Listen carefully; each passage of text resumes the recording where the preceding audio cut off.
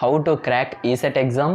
So ABCD options ఎలా పెట్టాలి, ఏ విధంగా పెట్టాలి, అండ్ 100% మనకు 50 మార్క్స్ క్వాలిఫైయింగ్ మార్క్స్ అయితే ఉన్నాయి. సో అది ఏ విధంగా గెయిన్ చేసుకోవాలి, మంచి ర్యాంక్ సాధించాలంటే ఏ విధంగా మనం ఎగ్జామ్ రాయాలి అనేసి ఈ వీడియోలో అయితే డిస్కస్ చేద్దాం. సో చాలా ఇంట్రెస్టింగ్ అయితే ఉంటుంది వీడియో. సో స్టిల్ ఎండ్ వరకు అయితే చూడడానికి అయితే ట్రై చేయండి, ఖచ్చితంగా మీరు కూడా సక్సెస్ అయితే అవుతారు. సో లేట్ చేయకుండా let get started.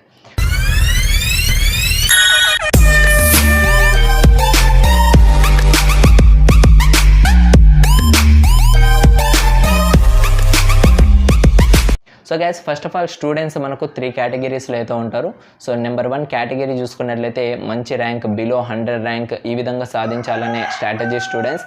And number 2 category చూసుకున్నట్లయితే సో మీడియం లెవెల్ స్టూడెంట్స్ ఎవరైతే ఉన్నారో జస్ట్ ర్యాంక్ వస్తే, మంచి ర్యాంక్ వస్తే సరిపోతుంది అన్న వాళ్ళు.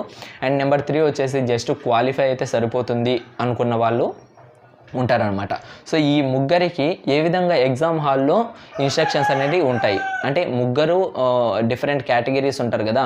సో వీళ్ళు ఎలా పర్ఫామ్ చేయాలి, అండ్ కేటగిరీ 2 ఎలా పర్ఫామ్ చేయాలి, కేటగిరీ 3 ఏ విధంగా పర్ఫామ్ చేయాలి అనేసి ఈ వీడియోలో అయితే ఎక్స్ప్లెయిన్ చేస్తాను. సో యాజ్ యూజువల్గా మీరైతే ఇదైతే ఫాలో అవ్వచ్చు. ఫస్ట్ ఆఫ్ ఆల్ నేను వీడియోలో కేటగిరీ 3 వాళ్ళని అయితే ఎంచుకుంటాను. అంటే ఎవరైతే క్వాలిఫై అవ్వాలి ఎగ్జాము అని అనుకుంటున్నారో సో వాళ్ళ కోసం అయితే చెప్తానమాట. So number 3 category just qualify అయితే సరిపోతుంది, అంటే 50 మార్క్స్ వస్తే సరిపోతుంది, ఏదో ఒక కాలేజీలో సీట్ అనేది సాధించుకోవచ్చు అనే ఉద్దేశంతో ఉన్న వాళ్ళకు సో చాలా మంచిగా యూజ్ అయ్యే టిప్స్ ఏంటంటే ఏబిసిడి అనమాట. సో చాలా వరకు ఏం చేస్తారంటే తప్పు. సో వాళ్ళు ఈ విధంగా క్వాలిఫై అవ్వాలనుకున్నా కూడా క్వాలిఫై అవ్వలేరు, ఎందుకంటే ఇష్టం వచ్చినట్లు ఏబిసిడి ఆప్షన్స్ అయితే పెట్టేస్తూ ఉంటారు. సో మీరు ఆ విధంగా పెట్టడం వల్ల 1 మార్క్ కూడా మీరైతే గెయిన్ చేసుకోలేరు. మహా అంటే ఒక 10 మార్క్స్ లేదంటే 15 మార్క్స్ కన్నా ఎక్కువ అయితే చేసుకోలేరు అనమాట. వరుసగా మీరు ఏబిసిడి ఏబిసిడి ఏబిసిడి ఈ విధంగా పెట్టారంటే. సో నెంబర్ 1 అది ఒకటి అవాయిడ్ చేయండి. అండ్ నెంబర్ 2 వచ్చేసి కొంతమంది ఏమంటున్నారంటే ఆప్షన్ ఏ వచ్చేసి 50 క్వశ్చన్స్కి, బి వచ్చేసి ఇంకొక 50 క్వశ్చన్స్కి, సి వచ్చేసి ఇంకొక 50 క్వశ్చన్స్కి, డి వచ్చేసి ఇంకొక 50 క్వశ్చన్స్కి ఆ విధంగా పెడతాము అనేసి కొంతమంది అంటున్నారు. సో ఈ విధంగా పెట్టినా కూడా మీకు మినిమం మార్క్స్ అనేటివి రావు, ఓకేనా, 50 మార్క్స్ అనేవి రావు. దెన్ మనం ఏ విధంగా ఆప్షన్స్ అనేవి పెట్టాలి. సో మీకు అంతో కొంత కొద్దిగైనా గుర్తుకుంటాయి కదా సబ్జెక్ట్ అనేది, కనీసం రిలేటెడ్ అయినా తెలుస్తుంది. కాబట్టి నేను చెప్పిన టిప్ అయితే పాటించండి. అసలు ఏమి చదవని వాళ్ళకైతే ఇదైతే యూస్ఫుల్ అవుతుంది. సో మీరు ఫస్ట్ ఆఫ్ ఆల్ క్వశ్చన్ అనేది చూడండి. ఫస్ట్ మీకు సెట్ ఎగ్జామ్ ఓపెన్ అయిపోయిన వెంటనే మ్యాథమెటిక్స్ వస్తుంది, ఫిజిక్స్ వస్తుంది, కెమిస్ట్రీ వస్తుంది, అదేవిధంగా కోర్ సబ్జెక్ట్ ఏదైతే ఉందో అది వస్తుందన్నమాట. ఫస్ట్ మ్యాథమెటిక్స్ తీసుకోండి. సింపుల్ ఎగ్జాంపుల్, ఇక్కడ కూడా మీరు మీ గెస్సింగ్ అనేది యూజ్ చేయాలన్నమాట. సో మీ కామన్ సెన్స్ని అక్కడ కానీ మీరు ఎంత బాగా యూజ్ చేస్తే అంత మంచి మార్క్స్ అనేవి మీరైతే గెయిన్ చేసుకోవచ్చు.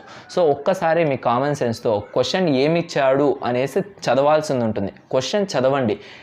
ఒక ఎగ్జాంపుల్ చెప్పాలంటే ఎక్స్ వై రిలేటెడ్ క్వశ్చన్ ఏదైనా ఇచ్చాడు అంటే ఖచ్చితంగా ఆన్సర్లో కూడా మనకు ఎక్స్ వై తప్ప వేరేదేం ఉండదన్నమాట. సో ఎక్స్ వైకి సంబంధించే ఆన్సర్ కూడా ఉంటుంది, ఓకేనా. ఫర్ ఎగ్జాంపుల్ చెప్తున్నాను నేను, okay. X Y related question ఉంది అంటే ఆన్సర్లో కూడా మనకి ఎక్స్ వై ఉంటుంది. అండ్ ఆన్సర్లో మనకు ఆప్షన్స్లో ఏమి ఇస్తాడు, ఒకటి ఎక్స్, ఇంకోటి వై, ఇంకోటి వచ్చేసి ఎక్స్ వై, ఇంకోటి వచ్చేసి జెడ్ ఎక్స్, ఈ విధంగా ఉంటుంది. సో ఇక్కడ మనకు అన్రిలేటెడ్ ఏముంది, జెడ్ అనేది అన్రిలేటెడ్. సో మనం వచ్చేసి జెడ్ అనేది క్యాన్సిల్ చేసేయండి, ఓకేనా. సో ఇది గుర్తుపెట్టుకోండి. మనము ఒక్కొక్కటి క్యాన్సిల్ చేస్తూ ఉంటే ఫైనల్ ఆన్సర్ మనకు ఈజీగా దొరుకుతుంది, ఓకేనా. మనం కరెక్ట్గా ఫార్ములా వేసి చేసినా కూడా అదే ఆన్సరే వస్తుంది, మనం కామన్ సెన్స్తో ఆలోచించి చేసినా కూడా అదే ఆన్సరే వస్తుంది. కాబట్టి మీరు నేను చెప్పేది బాగా అర్థం చేసుకున్నారంటే ఈజీగా అయితే అర్థమవుతుంది, ఓకేనా. సో మనకు ఎక్స్ వై రిలేటెడ్ క్వశ్చన్ ఇస్తే ఆన్సర్లో కూడా మనకు దానికి సంబంధించే ఉంటుంది, వేరే ఏమైనా ఆప్షన్స్ రావాలంటే రావు. కాబట్టి ఇక్కడ మనకి ఎక్స్ట్రా ఏం యాడ్ అయింది, జెడ్ యాడ్ అయింది. సో జెడ్ అనేది ఈ క్వశ్చన్కి అన్రిలేటెడ్ కాబట్టి దాన్ని క్యాన్సిల్ చేసేయండి. ఇంకా మనకు రిమైనింగ్ ఏమున్నాయి, 3 ఆప్షన్స్ అనేవి మిగిలి ఉన్నాయి. ఈ 3 ఆప్షన్స్లో మనకు ఓన్లీ 1 మాత్రమే కరెక్ట్ ఆన్సర్. ఇప్పుడు మనం చెక్ చేయాలి, అంటే ఆ క్వశ్చన్లో ఇంకా మీరు బ్రీఫ్గా వెళ్ళాలి. ఓకే, ఏ విధంగా ఇచ్చాడు, ఎక్స్ ప్లస్ వై ఇచ్చాడా, లేదంటే ఎక్స్ మైనస్ వై ఇచ్చాడా, ఈ విధంగా చూసుకోవాలి. ఎక్స్ ప్లస్ వై అంటే మనకు ఆడ ఎక్స్ వై ఈ విధంగా ఏమైనా వచ్చాయి అంటే సో దాన్ని మీరు పక్కన పెట్టాలి. రిమైనింగ్ ఏదైతే ఉందో దాన్ని కంపేర్ చేయాలి. ఓకే, అది కూడా అన్రిలేటెడ్గా ఉందా, క్యాన్సిల్ చేసేయాలి. రిమైనింగ్ మనకు 2 మాత్రమే ఉన్నాయి. 2 మాత్రమే ఉన్నప్పుడు మీరు ఇంకా ఆలోచించాల్సింది పెరుగుతుంది. ఓకేనా? సో ఇంకా మీరు బాగా ఆలోచించాలి. ఓకే, ఈ విధంగా ఉంది. మీకు ఇంకా మీ కామన్ సెన్స్ని అయితే యూస్ చేయాలి. ఓకే, ఖచ్చితంగా నాకు ఇదే ఆన్సర్ అవబోతుంది అనేసి మీరు కానీ పెట్టుకున్నారంటే ఖచ్చితంగా అదే ఉంటుంది ఆన్సర్. ఓకేనా? సో ఈ విధంగా మీరు ప్రతి ఒక్క ఆప్షన్స్ని ఈ విధంగా పెట్టాలి. అంతేగాని మీరు ABCD పెట్టారు అంటే మ్యాక్సిమం మీకైతే మార్క్స్ అనేవి గెయిన్ చేసుకోలేరు. సో నేను చెప్పినట్టు చేసినారంటే మినిమం మార్క్స్ అయినా మీకైతే రావడం జరుగుతుంది. మ్యాక్సిమం 50 to 60 మార్క్స్ అయితే గెయిన్ చేసుకోవచ్చు. ప్రతి ఒక్క క్వశ్చన్ మీరు నిదానంగా చదవాలి. ఓకేనా? సో మనకు 180 క్వశ్చన్స్ ఉంటాయి, 200 క్వశ్చన్స్ ఉంటాయి, 180 మినిట్స్ ఉంటుంది టైము. సో చాలా టైం అయితే ఉంటుంది కాబట్టి మీరు అనుకోవచ్చు 180 మినిట్స్ అంటే సరిపోదేమో అనేసి. సో నియర్లీ మనకు 3 hours టైము చాలా మిగిలిపోతుంది లాస్ట్లో. సో ఇంకా బోర్ అనేది ఫీల్ అవుతాం కాబట్టి సో ఎవరైతే జస్ట్ క్వాలిఫై అవ్వాలనుకున్నారో ప్రతి ఒక్కరు జాగ్రత్తగా మీరు ఈ విధంగా క్వశ్చన్ని తీసుకున్నట్లయితే ఖచ్చితంగా 100% మీరైతే పాస్ అయితే అవుతారనమాట. ఓకేనా? సో ఈ టిప్ని అయితే మంచిగా అయితే యూటిలైజ్ చేసుకోండి. సో దయచేసి ఎవరే కానీ ABCD లేదంటే 50A 50B 50C 50D ఈ విధంగా పెట్టాలి ఇలాంటివన్నీ చీప్ ట్రిక్స్ అనమాట. ఒక్కటి కూడా వర్కౌట్ అవ్వదు. సో ఈ విధంగా చేశారంటే మీరే నష్టపోతారు. అండ్ నెక్స్ట్ కేటగిరీ 2 వాళ్ళ గురించి అయితే మాట్లాడతాను. సో కేటగిరీ 2 వాళ్ళు ఏంటి? సో జస్ట్ వాళ్ళు మంచి మార్క్స్ తెచ్చుకోవాలి అండ్ ర్యాంక్ బిలో 1000 కానీ లేదంటే బిలో 500లో కానీ సో ఈ విధంగా ఆలోచించే వాళ్ళకి ఏం చెప్తానంటే సో ఆల్రెడీ వాళ్ళు చదివేసి ఉంటారనమాట. కొద్దిగైనా హాఫ్ ఆఫ్ ద సిలబస్ అయినా చదివి ఉంటారు. కాబట్టి మీరు చేయాల్సిన పని ఏంటంటే వన్స్ మీరు ఎగ్జామినేషన్ హాల్లో కూర్చున్నప్పుడు సో మీ ముందర డెస్క్టాప్ ఓపెన్ అయితేనే వెంటనే మ్యాథమెటిక్స్ వస్తుంది. సో మీరు చేయాల్సింది వెంటనే మ్యాథమెటిక్స్ కాదు, ఒక్కసారి ఆలోచించండి మీకు ఏ సబ్జెక్ట్ వస్తుంది. ఓకేనా? సో మీరు దేని మీద ఎక్కువ ప్రిపేర్ అయ్యారు, మ్యాథమెటిక్స్ మీకు రాదు, అసలు 0% ఉంది అంటే వెంటనే దాన్ని అయితే స్కిప్ చేసేసి మీకు ఏదైతే సబ్జెక్ట్ వస్తుంది, ఫర్ ఎగ్జాంపుల్ మీకు కోర్ సబ్జెక్ట్ బాగా వస్తుందంటే వెంటనే కోర్ సబ్జెక్ట్లోకి అయితే షిఫ్ట్ అవ్వండి. కోర్ సబ్జెక్ట్ షిఫ్ట్ అయ్యడం వల్ల మీకు మోర్ కాన్సన్ట్రేషన్ అనేది పెరుగుతుంది. స్టార్టింగ్లోనే మీకు రాని సబ్జెక్ట్ని కానీ డీల్ చేశారంటే మీరు ఆల్రెడీ చదివింటి కూడా పూర్తిగా మర్చిపోతారు. కాబట్టి మీకు ఏదైతే సబ్జెక్టు బాగా వస్తుందో ఆ సబ్జెక్టుకి అయితే వెళ్ళండి. ఒకవేళ మీకు మ్యాథమెటిక్సే బాగా వస్తుంది అంటే ఫస్ట్ మ్యాథమెటిక్సే చేయండి. ఓకేనా? కోర్ సబ్జెక్ట్ మొత్తం చేసిన తర్వాత నెక్స్ట్ ఫిజిక్స్ కెమిస్ట్రీ చేసిన తర్వాత నెక్స్ట్ మ్యాథమెటిక్స్ చేయండి. ఎవరికైతే మ్యాథమెటిక్స్ రాదో వాళ్ళు ఆ మ్యాథమెటిక్స్లో మీకు అసలు 0% నాలెడ్జ్ ఉంది అంటే ఇందాక నేను కేటగిరీ 3 వాళ్ళకి ఏ విధంగా చెప్పాను ఆప్షన్స్ పెట్టమనేసి సో ఆ ట్రిక్ని అయితే యూజ్ చేయండి. అసలు మీకు ఏది రాదు, ఆ క్వశ్చన్కి ఆన్సరే తెలియదు అంటే ఆ టైంలో మీరు ఆ ట్రిక్ని అయితే యూజ్ చేయాల్సి ఉంటుంది. అంతో కొంత మీకు ఆ నాలెడ్జ్ ఉంది అంటే ఖచ్చితంగా మీరైతే రఫ్ వర్క్ అయితే చేయండి. రఫ్ వర్క్ చేసి మీరైతే సాధించవచ్చు అనమాట. ఓకేనా? సో ఈ ట్రిక్స్ని మీరైతే యూజ్ చేయండి. సో డైరెక్ట్గా మీకు ఏదైతే డిస్ప్లే చేస్తుందో ఆ డిస్ప్లేలో ఉన్న క్వశ్చన్ పేపర్ని అయితే అంటే మీన్స్ మ్యాథమెటిక్స్ వచ్చిందంటే అదే చేయొద్దండి. సో ఖచ్చితంగా మీ కాన్సన్ట్రేషన్ లెవెల్స్ అనేటివి చేంజ్ అయిపోతాయి అండ్ టెన్షన్ వస్తుంది, ఫియర్ వస్తుంది. క్వశ్చన్ పేపర్ చూసిన వెంటనే నాకు ఏం రావు అనేసి ఉన్నది కూడా మర్చిపోయే ఛాన్సెస్ అయితే ఉన్నాయి. కాబట్టి సో ఖచ్చితంగా మీరు వచ్చేసి మీకు ఏదైతే సబ్జెక్ట్ వస్తుందో అది మాత్రం చేయాల్సి ఉంటుంది. ఓకే, అర్థమైంది అనుకున్నా. అండ్ నెక్స్ట్ కేటగిరీ 1 వాళ్ళకి వస్తే ఓకేనా? సో కేటగిరీ 1 వాళ్ళు చూసుకున్నట్లయితే టాప్ మోస్ట్ ర్యాంకర్స్ వాళ్ళు అంటే 100 బిలో 50 బిలో మీన్స్ ఆ ర్యాంక్స్లో సాధించాలి అనుకున్న వాళ్ళకి ఏం చెప్తున్నానంటే సో మీకు ఆల్రెడీ సిలబస్ అయితే పూర్తిగా కంప్లీట్ చేసేసుకుని ఉంటారు. సో మీ స్ట్రాటజీ ప్రకారం చూసుకున్నట్లయితే అండ్ లాస్ట్ బిఫోర్ 5 days నుంచి మీరు చేయాల్సింది ఇంకా ఎక్స్ట్రా చదవడం కాదు, ఓన్లీ రివిజన్ మాత్రమే చేయండి. ఓకేనా? సో రివిజన్ కంటిన్యూ చేయండి అండ్ మోడల్ పేపర్స్ అవన్నీ ఈ టైంలో ఫినిష్ చేసుకోండి. బిఫోర్ 5 days ముందుగానే మీరు ప్రీవియస్ ఇయర్ క్వశ్చన్ పేపర్స్ అవన్నీ మీరైతే చెక్ చేసుకోవాల్సి ఉంటుంది. సో ఏ విధంగా అడిగారు క్వశ్చన్స్, ఏ విధంగా మనము సమాధానం ఇవ్వాలి ఏమనేసి తెలుసుకున్నట్లయితే మీకు కొద్దిగా అవగాహన వస్తుంది.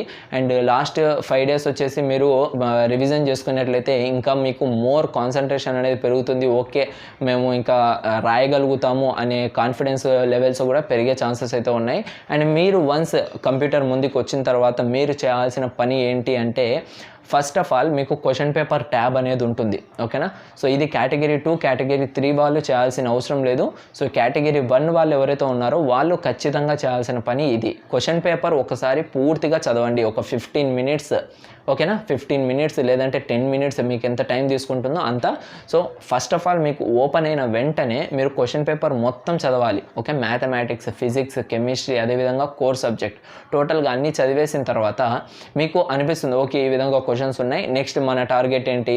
సో మ్యాథమెటిక్స్ చేయాలనుకుంటే మ్యాథమెటిక్స్ చేయొచ్చు, ఫిజిక్స్, కెమిస్ట్రీ, కోర్ సబ్జెక్ట్ అన్నీ అవైలబుల్గా ఉన్నాయి కాబట్టి ఏది మీరు చేయాలి ఫస్ట్ అనుకున్నారో సో దాని మీద కాన్సన్ట్రేట్ చేయండి. టైం మేనేజ్మెంట్ అనేది కూడా చాలా ఇంపార్టెంట్. సో ప్రతి ఒక్క క్వశ్చన్కి మీరు టైమింగ్ అనేది కూడా చెక్ చేసుకుంటూ ఉండాలి. మీకు టైమింగ్ అనేది కూడా పైన అయితే మీకైతే స్లైడింగ్ అయితే అవుతూ ఉంటుంది. సో అండ్ మీకు రఫ్ వర్క్ కావాలి అంటే జస్ట్ మీ హ్యాండ్ అనేది రేస్ చేయండి.